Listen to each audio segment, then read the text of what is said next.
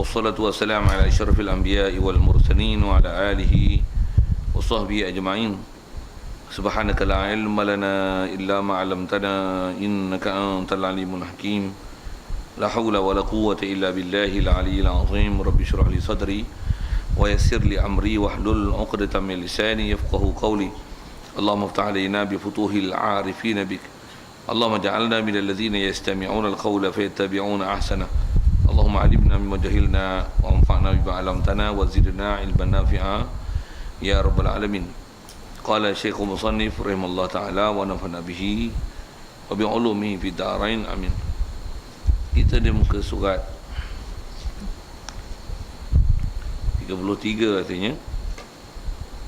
Dan apabila ada berserta dengan dakwa pembunuh, betul tak?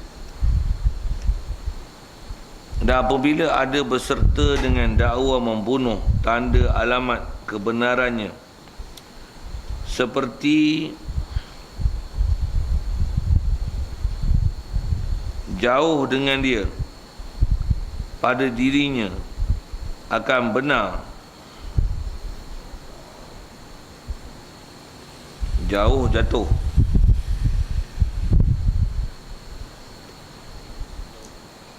seperti jauh dengan dia pada dirinya, seperti jauh dengan dia pada dirinya akan benar barang yang didakwanya, seperti didapat orang kena bunuh pada suatu tempat yang jauh daripada negeri dalam tempat seterunya, maka sah qasamahnya, iaitu didakwanya akan mereka itu, maka dibenarkan dia dan disumpahnya, yakni bersumpah oleh mudda'i 50 sumpah, maka sebenarlah ia mengambil diatnya. Dan jika tiada tanda kebenarannya, maka bersumpah oleh mudda'a alaihi 50 sumpah, maka lepaslah dakwaannya. Hadirin sekalian, pertama sekali marilah kita rasakan syukur, terima kasih kepada Allah Ta'ala. Kesyukuran kita bersama sekali, syukur nikmat hidup masih Allah Ta'ala beri hingga ke hari ini. Syukur kita dapat Islam, yang sejak lahir lagi kita dah Islam. Lebih-lebih lagi syukur kita Allah Ta'ala jadikan dalam keadaan boleh ke masjid, ke surau, boleh ke majlis-majlis ilmu. Dengan itu pula dapat kita memahami, mempelajari, memantapkan semua ajaran yang dibawa datang oleh Nabi kita Muhammad sallallahu alaihi wasallam, dan kita membenarkannya. Tidak ada apa yang kita tolak, yang kita bangkang. Apatah lagi syukur kita Allah Ta'ala jadikan hati sanubari kita begitu lembut dan mudah untuk ikut perintah Allah Ta'ala dan meninggalkan larangan-larangannya. Syukur juga kita kesihatan, kelapangan masa diberikan kita pula keupayaan, kekuatan untuk boleh hadir solat maghrib berjemaah di masjid ini. Dan insya-Allah kita manfaatkan pertemuan malam ni untuk meneruskan bacaan kitab kita daripada kitab As-Sulam Mubtadi yang kita tertangguh sebulan. Kalau ikut tak mari lah ni, 2 kali tangguh kita, ada masalah sikit yang tak boleh main tu, maaf di atas ketidakhadiran tersebut. Jadi insya-Allah pertemuan malam ni kita nak menyambung masih lagi dalam bab jinayat. Ada satu lagi bab yang nak dihabiskan sebelum masuk pada khusus bicara bab hudud. Jadi syukur kita di atas segala nikmat tersebut. Dan sebelum mula kita ni dalam masjid, mari kita niat itikaf sama-sama. Pasal itikaf adalah ibadah. Ibadah tak sah melainkan dengan niat. Jadi kalau tak niat lagi, mari kita niat sama-sama. Lepas niatnya, saja aku itikaf dalam masjid ni kerana Allah Ta'ala. Baik, kata Muhammad Rahimah Ta'ala Faslun. Jadi ini satu ceraian lain daripada apa yang telah kita bicara lepas tentang masalah diat. Yang terakhir ialah tentang berapa bayaran yang nak dikenakan kalau bukan dalam bab bunuh sekalipun. Yang terakhir adalah tentang masalah mencederakan anggota, mata, telinga, sifat mendengar, sifat berkata. Begitu juga tentang gigi, begitu juga masalah janin yang ada dalam kandungan. Itu antara yang telah kita bicaralah, dan bagaimana kaedah-kaedah diat yang ada dalam kaedah syarak. Jadi itu telah kita bicara. Jadi kita nak masuk ni satu ceraian lain dalam masalah hukum. Yang hukum ni sabit dengan kaedah syarak kita. Apa dia? Dia kata dan apabila. Jadi nisbah ayat tu mungkin panjang sikit kalau sebut sekali lalu dulu. Masalah kita nak bicara ni pasal tentang apa? Kita nak bicara ni hadis sekalian ialah tentang isu pembunuhan, isu kes bunuh. Jadi ada orang bunuh, ada orang mati. Dan faham kita ni macam mana kita bicara lepas, kalau ada saksi, ada orang yang nampak kejadian, sabit saksi, sabit pendakwaan, maka orang yang membunuh akan kenalah tindakan macam mana kita bicara bab kisah bunuh sengaja, tak sengaja dan sebagainya dulu. Tetapi jika orang yang dibunuh itu mati, memang mati, tapi pembunuhnya tak dapat dikesan. Tapi ada istilah, saya kalau sebutkan bahasa Arabnya dipanggil qarina, ada penunjuk, ada tanda-tanda. Kalau bahasa Inggeris dipanggil ada clue. Ada clue yang boleh diketahui, atau seumpama bahasa-bahasa itu yang pembunuh tu, kalau bahasa lain ni dipanggil suspek, pembunuh dapat dikenal pasti. Dan bila disoal siasat dengan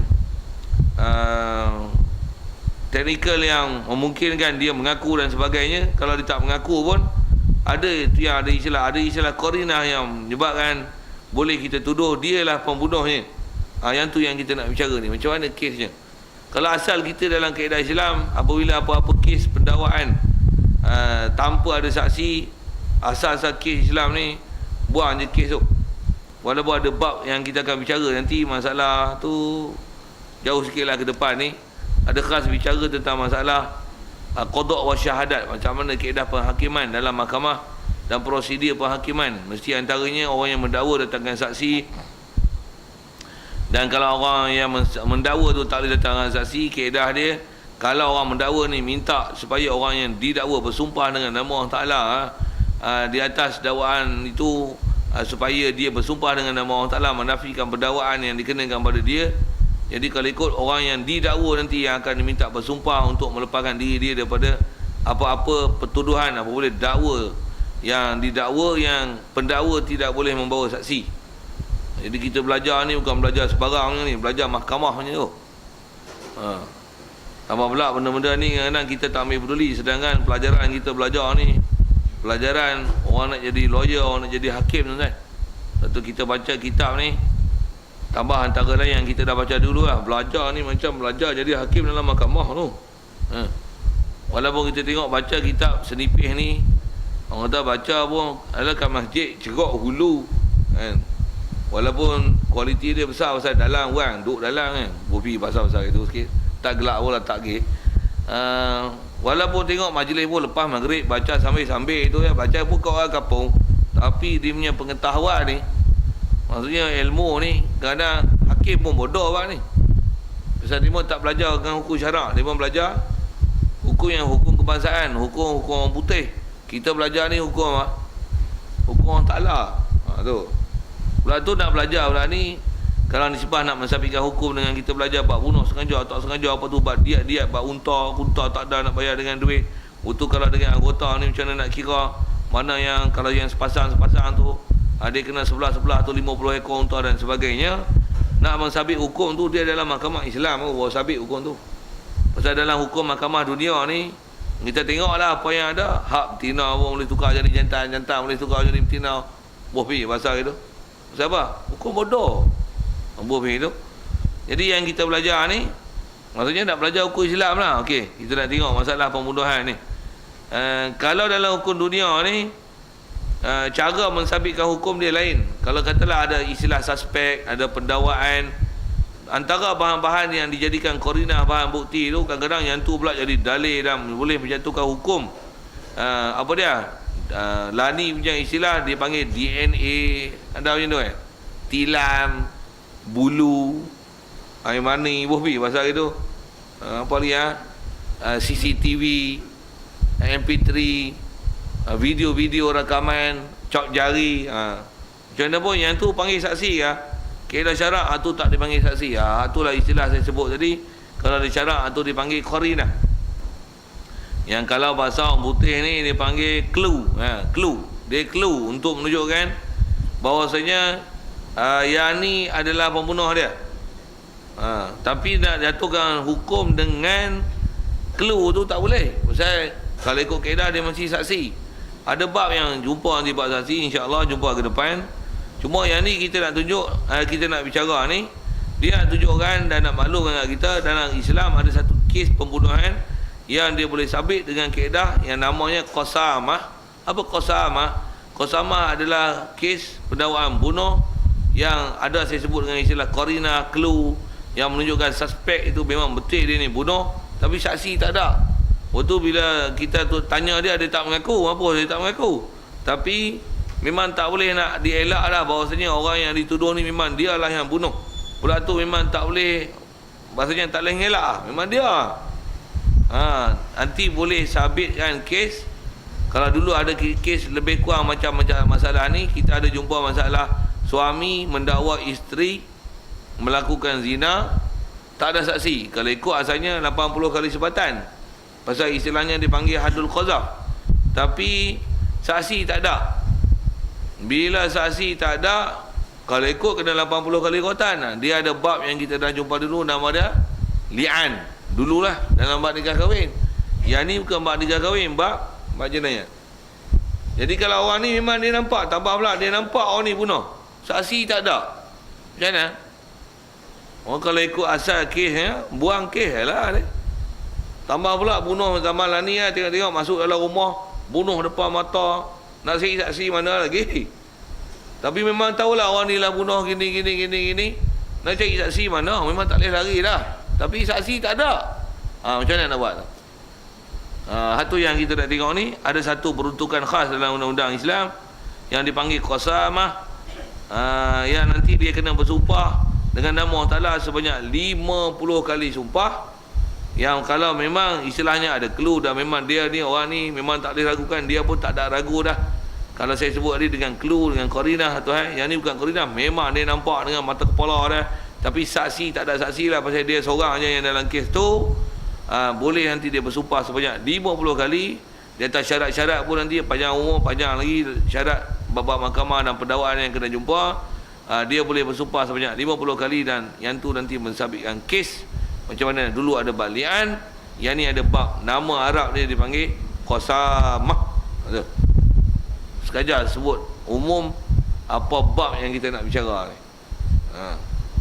Untuk tengok bahasa kitab pula macam mana, dan macam mana syarat nak sabit kes dalam bab ni. Baik, asal ayat macam ni. Tengok baru beradat kitab. Dan apabila ada berserta dengan dakwa membunuh tanda alamat kebenarannya. Boleh faham je tu? Baca bahasa kitab ni nak faham kitab lah pula kan. Bahasa sembang boleh dengar, nak ambil fakta dalam bahasa kitab tu. Kaedah dia apabila ada berserta dengan dakwa bunuh. Jadi faham ni ada kes pembunuhan, ada orang mati. Untuk bila ada orang mati, mestilah ada orang bunuh. Dan kes ni kes pembunuhan, bukan mati penyakit 5 serangkai 4 serangkai tu. Ni mati apa? Mati dengan ada pembunuh dan adalah yang mendakwa kan. Orang ni bunuh, ada pendakwaan. Dan berserta dengan dakwa ni ada apa? Ada tanda alamat kebenarannya. Tapi mesti ada hak ni. Ada apa? Tanda, tak faham tanda, alamat menunjukkan benarnya daripada orang yang mendakwa, bahawasanya orang yang dituduh, bahasa moden sikit, suspek ni memang dia lah bunuh. Memang dia lah bunuh. Kita nak bicara ni kes macam ni. Kes yang tak masuk macam ni sepak lah. Tak masuk bab lah. Maksudnya kalau kes yang tak sampai ada istilah pendakwa, orang yang nak mendakwa bunuh, jadi faham tu, mestilah dia tengok, dia nampak peristiwa pembunuhan depan mata dia kan. Saksi tak ada. Kalau ada saksi, dia kaedah dia pendakwaan dengan saksi lah nama dia. Ni saksi tak ada, tapi dakwaan dia tuduh, dan bersama dengan dia ada tanda kebenaran. Dia akan sebut tanda nanti. Tanda disebut pun sebagai contoh tanda. Macam mana pun kalau kita tengok sebut tu tanda-tanda tu, contoh tanda macam mana? Dompet dia ada tempat bunuh. Macam mana pun yang ni kita sebut ni sebab tanda-tanda lah kan. Kalau kata memang orang yang mendakwa bunuh ni dia sendiri nampak, dia kenal, bila bagi gambar siapa dia yang melakukan pembunuhan ni, tunjuk gambar kata dia hak ni, rupa macam ni, parut tak ni, tocang macam ni, subang macam ni, tu. Dia boleh sebut. Tu disebut dengan ciri. Itu tandakwa tu. Dan ada sebut tanda gini. Contoh tanda. Okay. Itu kalau saya sebut dengan nampak. Kalau katalah tak ada nampak, tapi tanda ada. Apa? IC ada, cap jari ada. Untuk tengok ada darah selain daripada darah si mati. Bila cek darah dalam amal, tengok. Ni darah dia. Ada kena DNA dia pula. Ada peluh. Untuk ada bulu. Bohbi bahasa tu. Ada bulu. Ada apa lagi? Tengok IC pun tinggal situ. Untuk cop jari. Untuk tengok pisau. Pistol atas nama siapa. Peluru pula ada nombor. Nombor siapa. Tu istilahnya tanda. Boleh faham?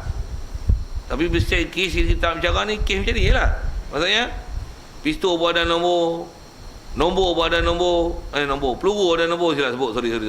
Peluru pun ada nombor. Hak mampus dalam badan dia si mati tu. Peluru tu peluru dia. Pistol mesti main pistol dia. Pasal dia aja pistol tu. Tambah pula pistol ni dia ada. Dan pistol ni mesti pakai peluru ni dalam Malaysia dia ada peluru ni. Kalau buat misal. Yang ni lah dipanggil qarina. Ni lah dipanggil Arab Melayu dia sebut apa ni? Tanda alamat kebenarannya. Cok jari pula ada pula si mati pula katalah macam ni. Tu apa dia tanda tu tahu reka. Pasal dia sebut ayat dia mesti ada tanda kebenaran. Kalau tak ada tanda benar buang kes. Pasal kalau nak kira dakwa, apakah dakwa orang sakit mampu orang ni tuduh orang tu. Orang boleh tuduh, boleh reka macam-macam. Tapi kalau tak ada tanda kebenaran, buang. Sikit lagi kalau saya sebut tanda tu. Pasal bila dakwa ni saya dah sebut tanda, masih nak sebut tanda. Tadi saya dah sebut cok jari, apa pistol, peluru, nombor dan sebagainya. Antara tanda ni macam mana? Pasal bila ada kes pembunuhan, peristiwa tu berlaku bila Allahumma. Pula tu siapa suspek? Waktu tu kalau kata orang ni dia nampak, dia sedar. Kalau tengok waktu pula jam pukul berapa, dia nak dakwa orang ni dengan tanda-tanda tadi. Antara yang akan berlaku dalam perbicaraan nanti apa dia? Nanti orang yang didakwa tu akan dipanggil. Lepas tu antara dia nak kata tanda-tanda ni, tanya dah. Kejadian ni, pembunuhan ni berlaku pukul berapa? Katalah gitu. Katalah memang orang tu nampak. Orang nampak gini satu hal lah, tak boleh nampak tu. Katalah tak nampak, tapi boleh agak orang ni dia yang bunuh. Pasal ada tanda-tanda. Sebelum ni pun pernah orang ni musuh telefon duk marah lah, ada ugut lah, handset, ada mesej macam ni. Itu istilah tanda. Tanda tu bukan saksi. Tanda. Apa saya nak sebut ialah bila kita tanya kat dia, sekarang ada berlaku pembunuhan macam ni. Waktu lebih kurang dijangka berlaku kes ni pukul ni, jam ni. Ada kat mana masa tu? Boleh ditanya tu. Yang ni lah kalau bahasa moden lah ni dipanggil alibi. Apa alibi? Bukan pak lebay. Alibi ni maksudnya satu maklumat yang kalau dia boleh buktikan bahawasanya masa pembunuhan tu dia tak ada di tempat pembunuhan dan dia di tempat lain, ada saksi dia, buang kes. Tapi bila kata tanda dia menyebabkan boleh tuduh kat dia tu, tambah pula orang ni memang nampak dia kenal muka macam ni, bagi gambar, memang kata dia tak ragu orang ni lah bunuh. Waktu kalau kata saksi tak ada ni, cerita masalah tak ada saksi ni, tapi tanda tu ada. Tanda tu sama ada cam dengan muka ataupun tanda tu dengan cok jari apa saya sebut tadi. Lagi apa? Jadi antaranya bila dah panggil lah mahkamah, orang yang suspek tu lah akan ditanya, betul ke hang bunuh? Kalau dia mengaku, senang cerita. Mengaku je lah, hukum je lah.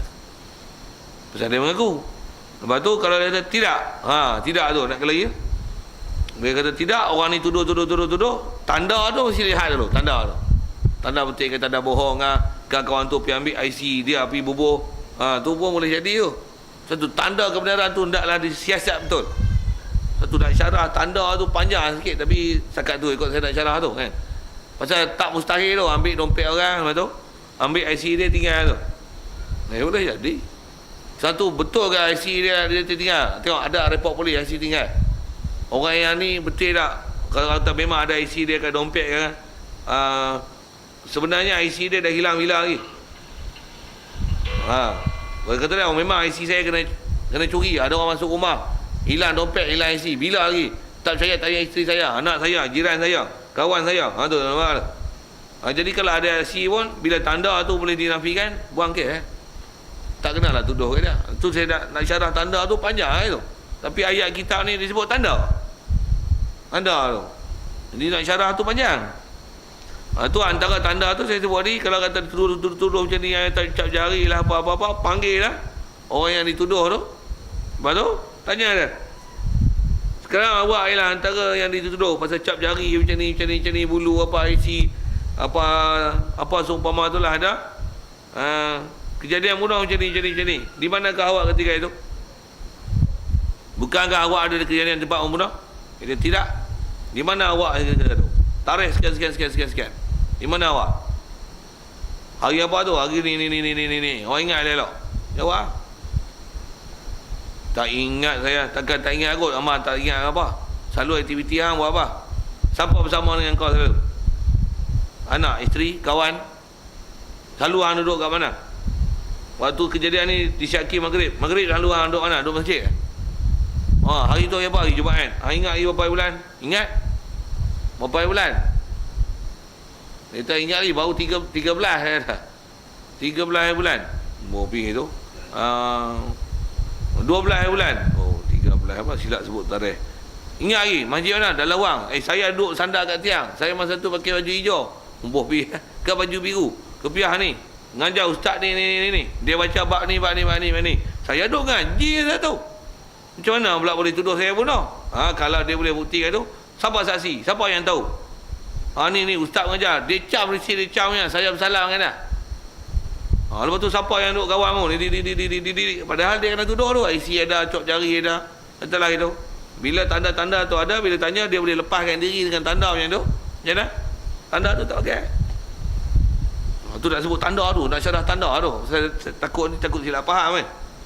Pasal kita bicara ni masalah tak ada saksi. Kalau ada saksi senang lah kes. Yang ni yang kalau kita belajar tengok cerita orang putih ke apa, yang ni yang dipanggil ada penyiasat apa CID apa seumpama tu lah dia. Penyiasat persendirian tak persendirian upahan apa kan. Pergi semak kes ni. Kita tak tahu siapa bunuh tapi ambil data apa kes, kenapa dia bunuh, apa keberangkalian dia bunuh, pasal apa, waktu kejadian bila, apa tanda, semua kena pergi semak. Semak, tanya orang gini. Sampai jumpa. Satu kalau orang yang pandai cari kes ni. Satu istilahnya dia panggil tanda. Baik, contoh diberi untuk tanda tu. Jadi saya syarahkan tu lebih kurang lah untuk memahamkan bahasa kitab tu yang dia kata ada kes dakwa bunuh.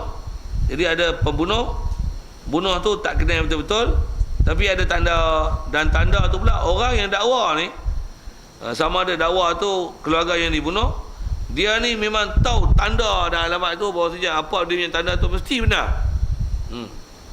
Satu kalau saya buat misalnya ni di Malaysia ni pistol ni dia seorang yang ada, dan pistol ni mesti pakai peluru ni. Si mati ni ada peluru ni ada. Mesti pistol ni main daripada peluru tu. Peluru ni main daripada pistol tu. Dan pistol ni pistol dia. Mesti dia. Pula tu memang pistol ni pistol dia. Cek kalau betul sedarai betul. Tengok pistol tu. Pergi panggil dia. Menghadap agama. Mana pistol tu? Pakai tak pakai? Betul ke ada pistol ni? Betul. Memang dalam simpanan ya. Ada pakai tak? Jawab. Jawab. Kalau dia tak boleh gelak, betul saya tengok. Kenapa kamu? Pasal benda macam ni, bukan sedang tu nak tipu-tipu ni. Macam mana pun tipu tak tipu tu, tanda tu. Tu saya sebut macam tu dengan contoh itu tu. Kalau tak ada, boleh ada istilah tanda kebenaran ni. Tak payah sebang lagi kita bicara ni. Baik, selesai. Bila dah sabit tanda kebenaran, contoh seperti jauh dengan dia. Seperti jauh dengan dia. Betul ayat macam tu Jauh dengan dia. Seperti jauh dengan dia pada dirinya akan benar barang yang didakwanya. Ni bahasa kita lama ni kena syarah, kena tanggung macam ni. Contoh kata dia seperti jauh dengan dia. Seperti kata dia orang yang dibunuh ni duduk jauh dengan dia. Maksudnya orang mangsa yang dibunuh ni tak mati tempat tu, dibawa jauh, mati kelapa sawit dalam kebun getah. Kebun getah siapa? Kebun getah kawan ni, siapa ada pergi kebun getah tu? Katalah macam tu kan, bagi contoh kan tu, bagi ayat pun ayat umum kan, kita syarah lagi kat mana pun untuk bagi faham contoh tu.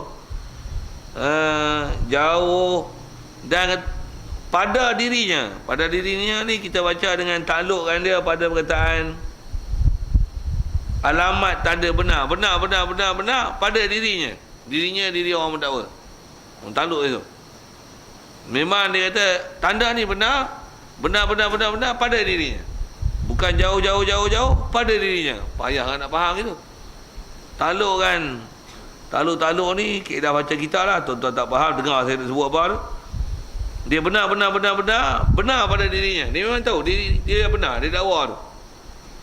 Lagi barang yang didakwa, jadi benar dengan dirinya akan benar barang yang didakwa. Siap? Jatuh.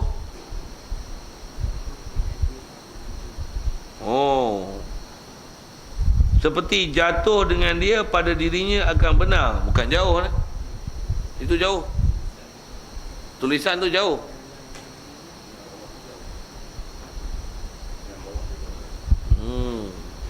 Kalau itu jatuh lah tu. Kalau jauh ni, tu dah nak syarah tu payah. Syarah tu payah nak bagi faham bahasa kita. Tu tanggung pergi jauh bahasa. Gimana? Kalau itu jatuh bukan jauh lah tu. Kalau kitab tulis jauh tu, kira kitab murah. Pasal cetak tak betul itu atau murah. Seperti jatuh, tu jatuh dengan dia, dengan dakwaan tadi, jatuh apa? Jatuh pada dirinya. Apa betul tu? Jatuh pada dirinya, diri orang yang mendakwa. Jatuh apa? Jatuh akan benar barang yang didakwanya. Tu apa betul? Apa maksud jatuh benar ni? Maksud dia macam mana? Yang ni bahasa kita lah. Istilah jatuh benar ni maksudnya yakin, kejap, kemas, kata apa yang dia kata tu benar. Tu maksudnya. Kalau jauh tu susah nak tanggung lagi. Bagaimana nak syarah jauh tu. Baik, contoh dia beri untuk kata jatuh memang benar tu. Jadi jatuh pun faham apa dia jatuh ni. Maksudnya jatuh dari segi pendapat, jatuh dari segi faham, jatuh dari segi yakin, jatuh dari segi kemas. Tu bahasa kitab. Kalau disebut bahasa Arabnya dia waqa'a fi nafsihi. Tu bahasa jatuh tu. Maksudnya memang berlaku, kejap, kemas, sabit. Itu maksud jatuh tu. Contoh tak faham bahasa Melayu, nak kata macam mana, tapi nak syarah tu lah bahasa kitab tu, maksud jatuh tu. Seperti didapat orang kena bunuh pada suatu tempat yang jauh. Yang ni baru jauh. Orang yang kena bunuh pada satu tempat yang jauh daripada negeri, dalam tempat seterunya, dalam tempat musuhnya. Katalah ada orang mati. Orang mati ni jumpa satu tempat, bukan tempat yang selalu dia ada. Tempat ni ada orang bawa pergi tempat tu, pula tu tempat tu adalah memang tempat musuh orang yang dibunuh. Jadi faham tu apa? Boleh jadi pun boleh jadi kan. Betul tak betul tu kena tengok semak tu. Dia memang kena semak, kena teliti. Boleh jadi musuh dia tu lah bunuh, bawa pergi tempat dia. Tu kena bunuh pasal pergi tempat musuh. Okey, siap. Cuma nak sebut kata mesti pastikan yang dia dakwa tu memang jatuh benar. Jadi kalau nak sebut macam ni, boleh tak jadi macam ni? Orang lain yang bunuh, tu dia tahu orang ni kelahiran ni, dia ambil orang mati je, dia angkut, dia buat apa? Dia bubuh tempat orang duk kelahiran. Dia tahu orang ni musuh. Jadi nanti bolehlah buat bahan tuduh, kata dia ni musuh pasal dia duk kelahi. Kau ni lah bunuh sebenarnya. Macam mana pun bila kata ada tuduh, bukan senang pun nak jatuhkan tuduhan kat orang. Itu yang kadang-kadang, itu yang bahasa dia, bila tidak ada tanda benar, buang kes. Kalau ada tanda, tu nak panggil seorang saksi siasat. Siapa nak bagi tugas siasat ni lah tugas kerjaan. Pergi siasat kes-kes pembunuhan ni. Kalau nisbah orang yang mendakwa sendiri, dia sendiri pergi siasat. Pergi ya. Cuma Malaysia ni ada tak undang-undang kita lagi siasat? Kita siasat pun betul pun dia tak pakai ni. Tu Malaysia, saya sebut Malaysia. Malaysia payah tu. Malaysia ni orang betul yang dia salah. Orang salah yang dia betul. Faham? Tak faham sudah? Syarah panjang malas kot tu. Okey.